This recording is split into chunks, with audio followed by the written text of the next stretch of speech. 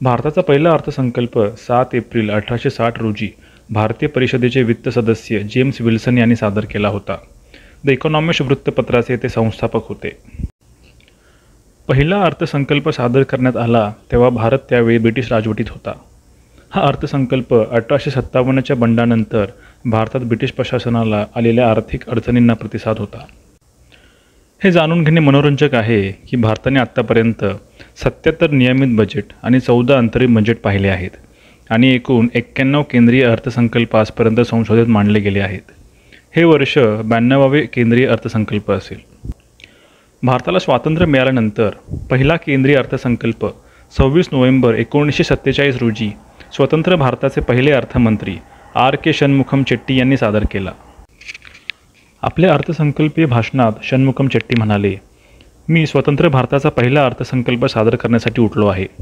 हा प्रसंग ऐतिहासिक आहे. हा अर्थसंकल्प सादर करणे हा माझ्यासाठी एक दुर्मिळ विशेष अधिकार आहे असे मी मानतो." पहिल्या अर्थसंकल्पात 171 कोटी रुपयांच्या अर्थसंकल्पीय महसुलाचे उद्दिष्ट ठेवण्यात आले होते आणि त्या वर्षासाठी एकूण खर्च 197 कोटी रुपये होईल असा अंदाज होता.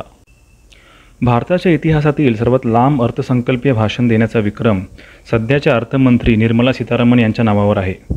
2020च्या सादरीकरणादरम्यान त्या 2 तास 42 मिनिटे बोलल्या. शब्दात सांगायचे झाले तर सर्वात दीर्घ अर्थसंकल्पीय भाषणाचा विक्रम डॉक्टर मनमोहन सिंग यांच्या नावावर आहे. 1991च्या भाषणात त्यांनी 18,604 शब्द वापरले होते. 1999 पर्यंत संसदेत संध्याकाळी 5 वाजता अर्थसंकल्प सादर केला जात असे. 1999 मध्ये तत्कालीन अर्थमंत्री यशवंत सिन्हा यांनी ही वेळ बदलून सकाळी 11 वाजता केली होती. कोविड-19च्या महामारीमुळे 2021-22चा अर्थसंकल्प पूर्णपणे डिजिटल करण्यात आला. स्वतंत्र भारतासाठी हा पहिला डिजिटल अर्थसंकल्प ठरला.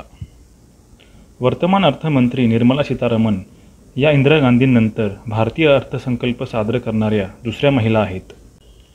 अर्थसंकल्पाच्या 1 आठवडा आधी हलवा समारंभ होतो, जिथे अर्थमंत्री मंत्रालयातील कर्मचारी आणि अधिकाऱ्यांमध्ये हलव्याचे वाटप करतात. 2019मध्ये निर्मला सीतारामन यांनी शतकानुशतके जुनी परंपरा मोडीत काढली. पारंपरिक लेदर ब्रीफकेस घेऊन जाण्याऐवजी त्यांनी लाल रेशमी कापडात गुंडाळलेली बजेट कागदपत्रे आणली, ज्याला त्यांनी बही खाता म्हणून संबोधले.